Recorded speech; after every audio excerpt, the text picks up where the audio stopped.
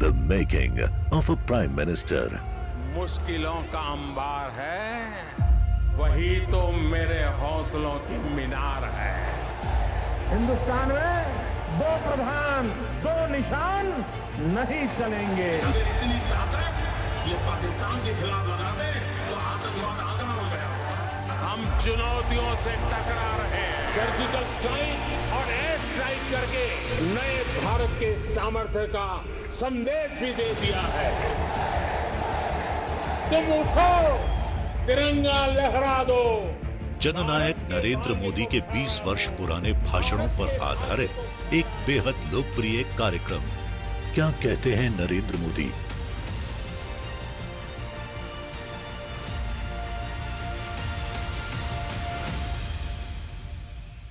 नमस्कार, मैं हूं आपके साथ शिखा ठाकुर। हमारे खास प्रोग्राम क्या कहते हैं नरेंद्र मोदी में आज आपको सुनवाएंगे पीएम मोदी का वो ऐतिहासिक भाषण जो उन्होंने 7 जुलाई 2022 को उत्तर प्रदेश के वाराणसी में दिया। अपने भाषण में प्रधानमंत्री ने कहा कि नए भारत के निर्माण के लिए नई व्यवस्थाओं का निर्माण बहुत जरूरी है, जो पहले कभी नहीं हुआ और जिन लक्ष्यों को पाने की देश कल्पना भी नहीं करता था, वो आज के भारत में निर्माण हो रही है। साथियों, आप सभी जानते हैं कि राष्ट्रीय शिक्षा नीति का मूल आधार शिक्षा को संकुचित सोच के दायरे से बाहर निकालना और उसे 21वीं सदी के आधुनिक विचारों से जोड़ना है। हमारे देश में मेधा की कभी कोई कमी नहीं रही है,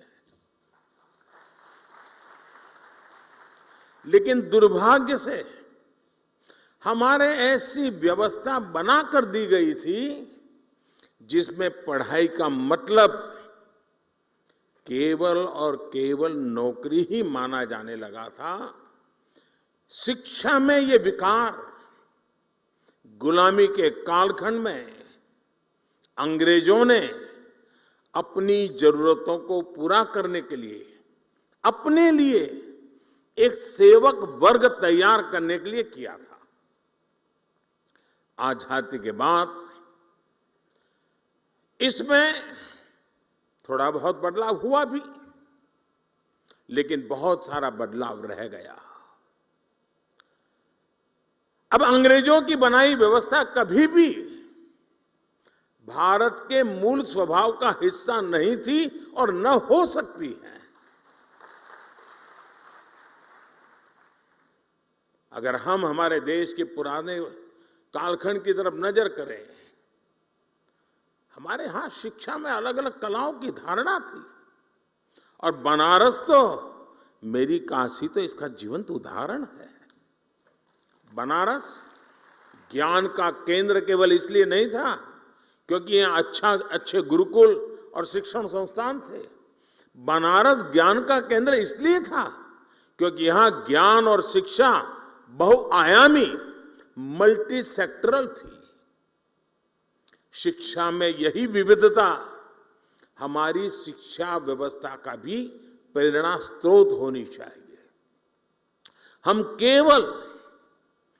केवल डिग्री धारक युवा तैयार न करें, बल्कि देश को आगे बढ़ने के लिए जितने भी मानव संसाधनों की जरूरत हो, हमारी शिक्षा व्यवस्था वो देश को उपलब्ध कराएं, देश को दे। इस संकल्प का नेतृत्व हमारे शिक्षकों और शिक्षण संस्थानों को करना है। हमारे शिक्षक जितनी तेजी से इस भावना को आत्मसात करेंगे, छात्र छात्राओं को, देश के युवाओं को उतना ही ज्यादा, देश के आने वाले भविष्य को भी उतना ही ज्यादा लाभ होगा। साथियों, नए भारत के निर्माण के लिए नई व्यवस्थाओं का निर्माण, आधुनिक व्यवस्थाओं का समावेश उतना ही जरूरी है। जो पहले कभी नहीं हुआ, जिन लक्ष्यों को पाने की देश ने कल्पना भी नहीं करता था, वो आज के भारत में हकीकत हमारे सामने निर्माण हो रही है। अब आप देखिए, कोरोना की इतनी बड़ी महामारी से हम न केवल इतनी तेजी से उभरे, बल्कि आज भारत दुनिया की सबसे तेजी से बढ़ रही बड़ी अर्थव्यवस्थाओं में एक है। आज हम दुनिया के तीसरे सबसे बड़े स्टार्टअप इकोसिस्टम है। स्पेस टेक्नोलॉजी जैसे क्षेत्रों में जहां पहले केवल सरकार ही सब करती थी, वहां अब प्राइवेट प्लेयर्स के जरिए युवाओं के लिए एक नई दुनिया तैयार हो रही है। पूरा अंतरिक्ष उनके बाहुपास में आ रहा है। दोस्तों, देश की बेटियों के लिए, महिलाओं के लिए भी जो क्षेत्र पहले बंद हुआ करते थे, आज वो सेक्टर बेटियों की प्रतिभा के उदाहरण प्रस्तुत कर रहे हैं। साथियों, जब देश का मिजाज ऐसा हो, जब देश की रफ्तार ऐसी हो, तो हमें अपने युवाओं को भी खुली उड़ान के लिए नई ऊर्जा से भरना होगा। अभी तक स्कूल, कॉलेज और किताबें ये तय करते आए थे कि बच्चों को किस दिशा में जाना है, लेकिन राष्ट्रीय शिक्षा नीति के बाद अब युवाओं पर दायित्व और बढ़ गया है। और इसके साथ ही हमारी भी ये जिम्मेदारी बढ़ गई है कि हम युवाओं के सपनों और उड़ान को निरंतर प्रोत्साहित करें, उसके मन को समझे, उसकी आकांक्षाओं को समझे, तभी तो खाद पानी डाल पाएंगे। उसे समझे बिना कुछ भी थोपने वाला युग चला गया है। दोस्तों, हमें इस बात का हमेशा ध्यान रखना होगा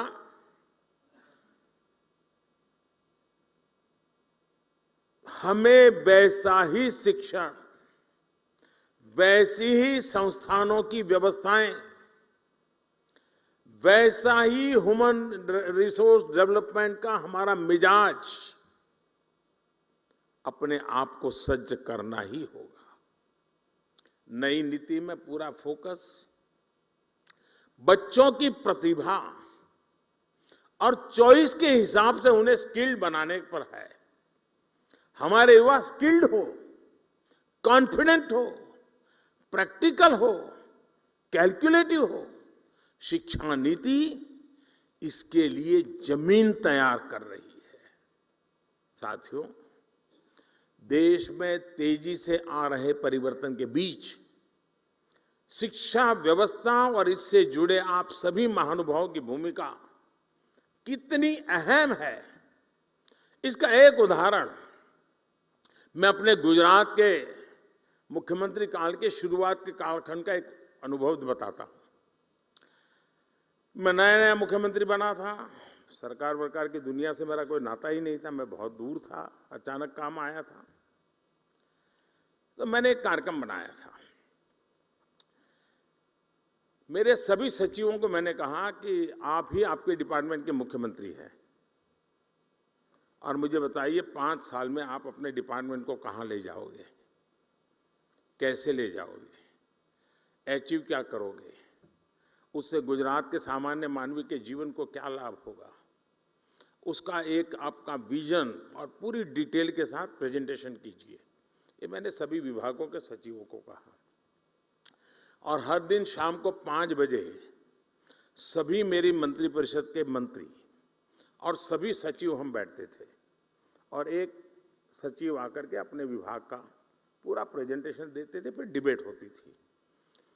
सभी सचिव, जो पहले भी कोई एग्रीकल्चर सचिव रहा होगा वो भी वहां बैठा हुआ है, सब लोग अपने अपने विचार रखते थे, डिबेट होती थी, हमारे मंत्री भी डिबेट करते थे। मैं सुनता रहता था, सीखने का प्रयास करता था।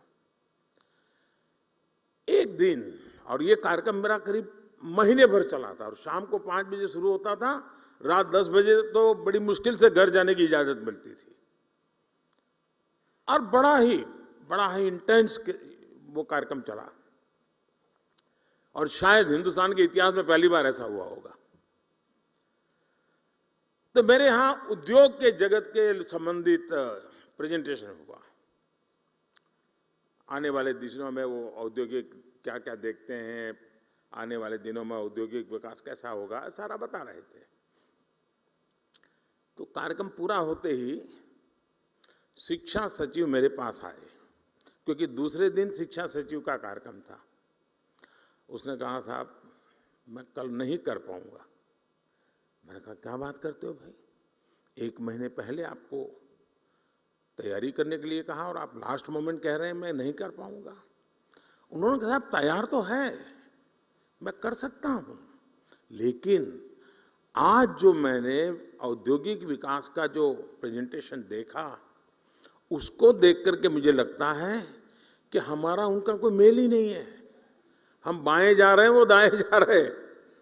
तो मैं इसकी लाइट में मेरे जो प्रेजेंटेशन है उसको मॉडिफाई करने के लिए मुझे समय चाहिए, तब जाकर के हम एक इंक्लूसिव ग्रोथ की दिशा में साथ मिलकर के शिक्षा हो इंडस्ट्री चल सकते हैं।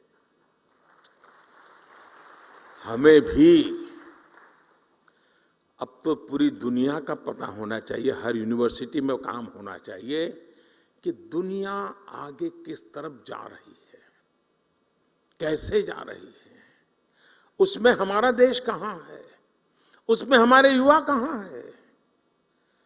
आने वाले 15-20 साल उन बच्चों के हाथ में भारत होने वाला है, उनको मैं कैसे तैयार कर रहा हूं, ये हमारा बहुत बड़ा दायित्व है दोस्तों। और इसी तर्ज पर हमारे सभी शिक्षण संस्थानों को भी खुद से पूछने की जरूरत है कि क्या हम फ्यूचर रेडी हैं। मैं आज दिन बिता रहा हूं, एग्जाम ले रहा हूं, कॉन्वोकेशन कर रहा हूं, क्या यही मैं जिस पद पर हूं वही काम है? क्या मेरा काम यह है कि मैं ऐसी संस्थान खड़ी करके जाऊंगा कि आज जो बच्चा मेरे स्कूल कॉलेज में आएगा, आजादी के जब 100 साल होंगे, जब वो बहुत बड़ी महत्वपूर्ण भूमिका निभाता होगा, तब मेरा देश वहां पहुंचेगा। मैं वो व्यवस्था आज पैदा करके जाऊंगा। आप सबको वर्तमान को संभालना है, आपके पहले जो करके गए हैं उसको आगे बढ़ाना है, लेकिन आज जो काम कर रहे हैं उनको फ्यूचर के लिए ही सोचना होगा और व्यवस्थाएं फ्यूचर के लिए विकसित करनी होगी। और क्योंकि आज बच्चों की जिज्ञासा ऐसी होती है जिनके उत्तर, अभी मैंने कहा, मैं जिन बच्चों को मिलकर आया हूं, आपको भी घर में पता चलता होगा, छोटे छोटे आपके पोते पोती भी आपको सवाल पूछते होंगे, आपके नन्हे मन्ने बेटे अगर सवाल पूछते होंगे, आपको सोचना पड़ता होगा, अरे भाई ये कहाँ सर खा रहा है। वो सर नहीं खा रहा है, और का सर उसको जवाब नहीं दे पा रहा है दोस्तों, वो सामने आपके हर किसी के घर में ये अनुभव आया होगा जी। आज की पीढ़ी जिन बातों को लेकर के आती है, वो तो गूगल पर 10 चीजें सवाल पूछते, बोले आप क्या कह रहे हो, गूगल तो ये कह रहा है, आपको काउंटर करता है बच्चा। अब ये बच्चे आपकी यूनिवर्सिटी में 10 साल के बाद आएंगे, तब क्या हाल होगा आपका। हमें अभी से तैयार करना होगा अपने आप को। आप घर में भी उसके अपने बच्चों के साथ मिसमैच अनुभव कर रहे हैं। जब स्कूल कॉलेज के कैंपस के अंदर बहुत बड़ी मात्रा में युवा पीढ़ी होगी, इस प्रकार से नई सोच के साथ आई होगी, और हम वहां उसके योग्य नहीं होंगे, तो उनके साथ कितना बड़ा गहरा अन्याय हो जाएगा दोस्तों। और इसलिए आवश्यक है कि हम भविष्य को जाने, समझे, व्यवस्थाओं को विकसित करें। The making of a Prime Minister. मुश्किलों का अंबार है, वही तो मेरे हौसलों की मीनार है। हिंदुस्तान में 2 प्रधान 2 निशान नहीं चलेंगे। इतनी ताकत ये पाकिस्तान के खिलाफ लगा दे तो आतंकवाद आसान हो गया। हम चुनौतियों से टकरा रहे हैं। सर्जिकल स्ट्राइक और एयर स्ट्राइक करके नए भारत के सामर्थ्य का संदेश भी दे दिया है। तुम उठो, तिरंगा लहरा दो। जननायक नरेंद्र मोदी के 20 वर्ष पुराने भाषणों पर आधारित एक बेहद लोकप्रिय कार्यक्रम क्या कहते हैं नरेंद्र मोदी।